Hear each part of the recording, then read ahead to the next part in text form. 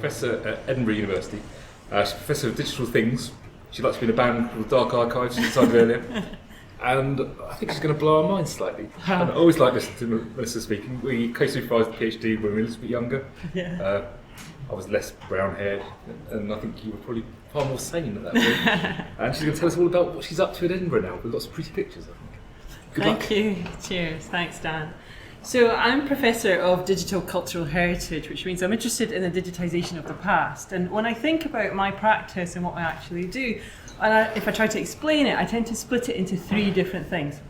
The first is about advanced digitisation techniques.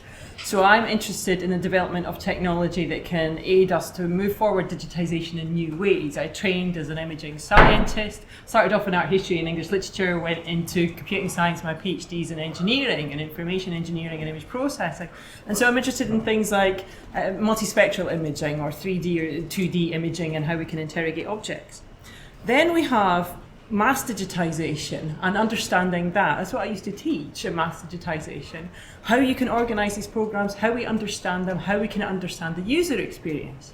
But on the top of that is a third thing. What can we do with digital collections once they've been digitised at scale? How can we take these large-scale archives, digital archives, and use them and develop them in new and innovative ways? And these three different things interact together.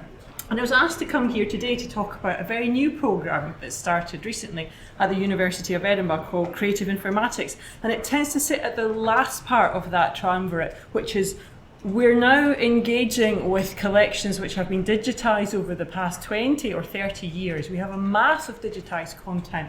What can we do with it and what can we build upon it? So let me set the scene. This is activity which is based around the city of Edinburgh and its neighbours. Now, Edinburgh's famous for a lot of things, the festivals, the culture, the heritage, the collections. You might not be aware of the growing tech sector in Edinburgh, though. Edinburgh has the biggest tech sector outside of London in the UK, and it has the fastest startup culture in the UK. There's been 2 different unicorns have appeared out of Codebase, the startup in Edinburgh, over the past 5 years. It's a really booming sector. So on the one hand, we have the festivals, and everyone comes here for the festivals, and everyone wants to be engaged with culture, heritage, museums, libraries, archives. And on the other, we have the tech sector, and there's booming activity and a vast amount of people there. But we have not built any bridges between the two. And Creative Informatics is a programme which has just recently been funded to do that over the next 5 years. Now, normally when I give these talks, I talk about stuff that I have done, and I've worked on a lot of cool stuff. It's very rare that I come and give a talk about what we are going to do. This is a talk about what we are going to do. But we've been going for about 5 months now, so I'm going to firstly talk to you about how it came about, what we're planning over the next 5 years, and then reflect on some of the issues which are already being thrown up as we walk through this process. So the industrial strategy for the UK looked at the creative industries. I will come back and define the creative industries in a little minute. But they looked at the creative industries and how important they are to the UK economy. And the current government decided to invest £80 million in the creative industries across the UK. And how they would do that is that they would choose 9 different clusters around geographical cities, and they would fund specific activity in each of all of those 9 different places. There's also one other cluster which is going to study us all and the effect of investing this money in the creative industries. So we were awarded £7.5 million from the AHRC to stimulate growth in the creative industries in Edinburgh. We have an additional £2.5 million worth of matched funding from the Scottish Government and from the universities. So we have £10 million now to try and make something happen with the massive data that we've created in the cultural heritage sector. And we're working between the University of Edinburgh, Edinburgh and Napier University, and Codebase. That's the startup, the major startup or the startup incubator within Edinburgh, where a lot of the tech firms are coming through. And Creative Edinburgh, which is a membership organisation which has over 3,000 members in Edinburgh and its neighbouring environments, artists, illustrators, dancers, architects, sculptors. So between all this, we hope to liaise between the computational scientists who are researchers, the computer folks who are actively in the industry within Codebase, and the creative industries throughout Edinburgh. And the funding has come from AHRC Humanities Research Council, so there is a research element to this. What happens if you throw £10 million at an economy or a small ecology and see if you can stimulate growth and reuse of data? And we're being very closely watched also by the Scottish Funding Council and Edinburgh City Region deal. So Edinburgh itself has been given £1 billion to support the growth of data science in Edinburgh over the next 10 years. And creative informatics is the only link between libraries, archives, museums and the creative sector and that data science growth. Most of it is predicated towards the financial services industry, but we are the voice of trying to get a much broader community involved. We've got funding for nearly 5 years, and our project partners, we have a long list. I've just mentioned a few of them here. Obviously the Edinburgh Festivals, there's over 30 Edinburgh Festivals now, not just the festival or the Fringe, there's a whole range of them.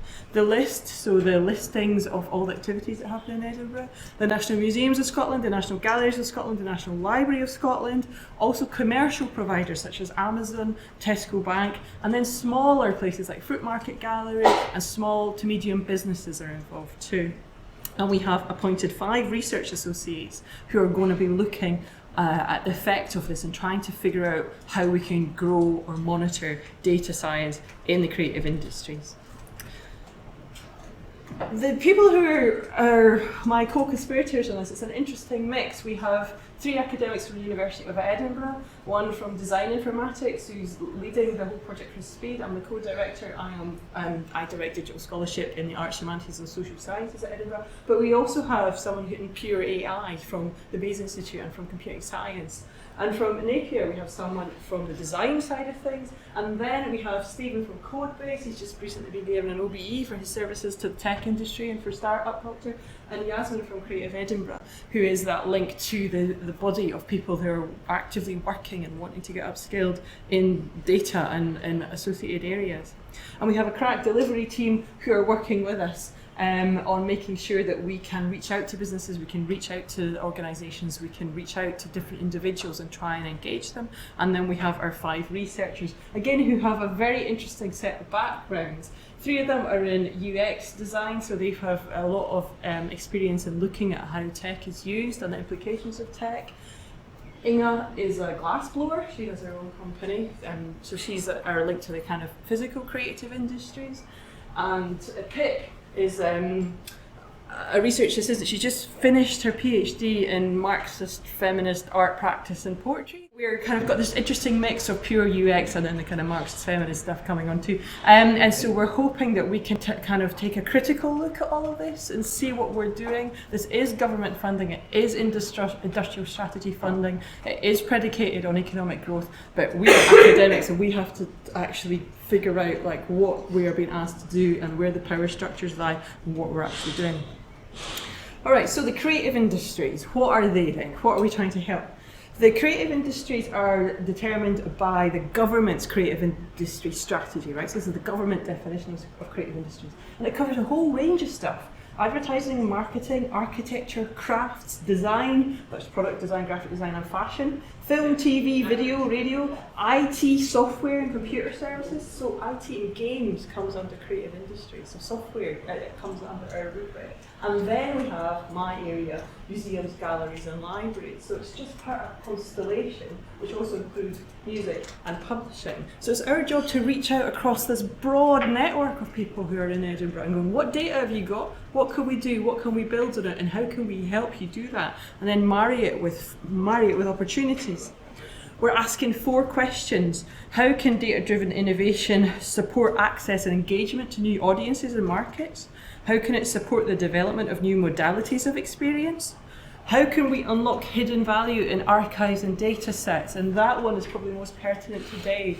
What does it mean to take large-scale digitization and actually build new products and services on top of it? Some of which will have financial imperatives and be able to generate profit, but some of it shouldn't, and some of it should be for social good. And what does it mean to be engaging in that way? And how can we reveal new business models for the creative industries? We're doing it in 6 different ways. Most of the money is flowing outside of the University of Edinburgh, and Edinburgh Napier University. We are having a creative bridge for data-driven innovation for the creative industries. Now that is a £5,000 worth course, which people can take for a 10-week course in Codebase to learn how to be a data entrepreneur. We have challenge projects. The first round of them just closed. So those are £20,000 of seed funding to take an idea to a minimal viable product. We have resident entrepreneurs, so that's a way to connect anyone in the creative industries to work with another partner. So we are going to put 72 people within an organisation for up to 6 months at a time to upskill and change direction, and that comes with a £10,000 stipend to cover their losses in case they're a small or small business, to cover their wages. We have a creative informatics lab and studios which are happening once a month, and we also have socials and we have afternoon workshops. This is incredibly important as a vehicle because it is allowing us to build up these networks throughout the whole of Edinburgh and to meet a very different slice of people. We have Horizon projects. The first call for that is just about to come out. That's going to be 1 call per year. Again, we have £20,000 to work with academics who have ideas to go out into the creative industries. And then we have Connected Innovators, which is where we allow creatives to come up with their own ideas, and we have £10,000 grants, 8 per year, so over the 3 years with 24. So there's nearly 250 minimal viable products we're trying to build. What is a minimal viable product? It's a small pilot project that might or may not work. We have to allow failure in this too. So we're throwing a whole lot of opportunity, a whole lot of training, a whole lot of resource, and we're hoping at the end of it that we have 3 or 4 or 5 things that really fly. That's the kind of ratio that we're looking at. And we're building up a network of folks at the same time. Just a couple of examples now. I can't show you like real examples because we have non-disclosure agreements. We've just finished the first call for challenge projects. We have 10 that have come in and we're going to fund 4 or 5. Today is actually when we're doing the selection. I can't be there. And I'm not allowed to talk about them until we've awarded them. Then they'll become public. But I can tell you that one of the partners is, of course, the National Museum of Scotland, and one of the things that they have is the Jean Muir archive, who's a fashion designer very famous in the 1960s, and we have permission to take anything in that archive and to build new stuff upon it. So what does it mean if we're digitizing some of the fabric swatches, then reaching out to the design community and asking what can they do with that? If we've managed to sort out IPR and copyright and reuse, what does it mean? What does it mean for digitization practices? Because we're not going to go in and digitize the whole archive. We're talking about fabric swatches and just the book, so it's cherry picking digitization for a different practice and for a different process. How can people take that and run with it in a way that's respectful to the originator, respectful to the museum? If it does generate profit, what does that mean for the museum? How can we play about in that space, and what does it mean to play? So these are the types of things we're trying to do.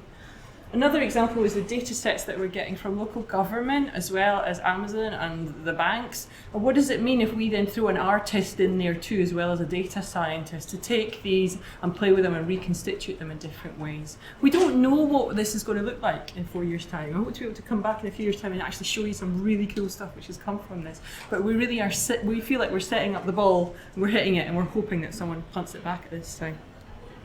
I just want to highlight a few things which are coming up as we're setting all this up. It's quite an ambitious programme. We have appointed everybody. Everybody was in place at the start of April, and we're now trying to roll it out. So what are some of the things which are coming back, not to bite us, but things which we have to engage with now if we're going to get this right? The first one, of course, is data ethics. We have to do all of this stuff in a way which is respectful to organisations and individuals.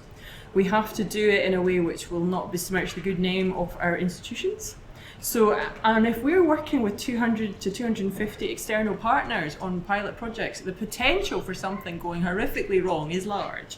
So we have to get our institutional frameworks in gear to deal with that. And I can tell you now that university institutional data ethics frameworks are not put in place to deal with small businesses, right?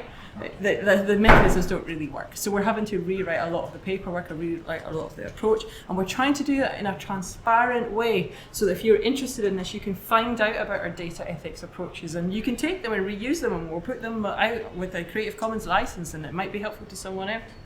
We have to think very carefully about how we're managing data ethics across the programme, how we're going to approve and track and trace what's actually going on in these projects. There's a lot of activity going to be happening over the next 4 or 5 years, and data ethics. I mean, we saw the news this morning, right, about WhatsApp. This kind of thing is becoming more prevalent, and we're all more clued up to it, and we have to build this into our practices right at the start.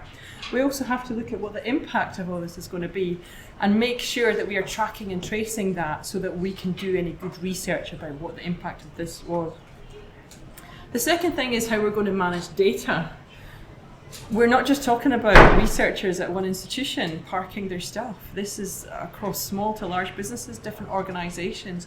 We are going to be scaling up very soon across a lot of external partners. How do we look after what we're doing? And if we're making just pilot projects, the data preservation issues with that are legion, right? It's complicated. So we have to see how we're going to do record keeping, how we're going to monitor that, how we're going to actually be able to take a snapshot of this activity over the next 5 years, so that 5 years after that we can show anybody what we actually did, given the change in platforms, the change in programming languages, the change of formats that we will expect in any project. So I kind of feel like we're being shot out of a cannon just now.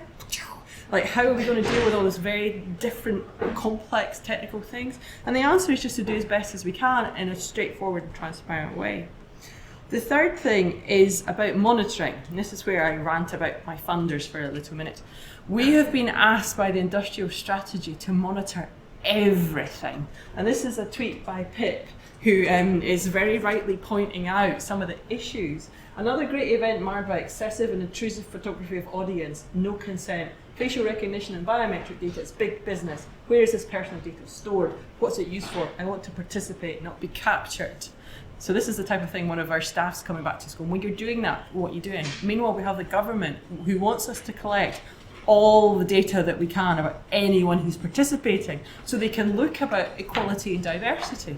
But it meant when we were putting out the first form for people to take part in Creative Bridge, it was a 25-page form about where you were born, where you live now, how much money you earn, your sexuality, are you married, do you have children? You know, it was an invasive form to ask them to come on our course. And we went back to the AHRC and went, most people are going to be put off by this process. So we have to make sure that the monitoring of equality and diversity doesn't have the negative effect. And this is something that we're really working out with the funders just now, because they want to draw the pretty graphs about how they're reaching out to people of colour. But actually, if you're going to be racist to them in the first place when you're asking them about that, is maybe not the way to do it. So it's becoming a bit of an issue for us, and we're trying to work through that. The fourth thing, of course, is copyright and IPR. So if we are working with collections, we have to respect them. We have to respect the organisations, we have to respect the creators, and we have to make sure we're not just taking stuff and monetising it. Orphan works is a huge issue within our sector. I published a paper about this yesterday. Follow me on Twitter, you'll see it. So I'm interested in orphan works and copyright and how that links with digitisation.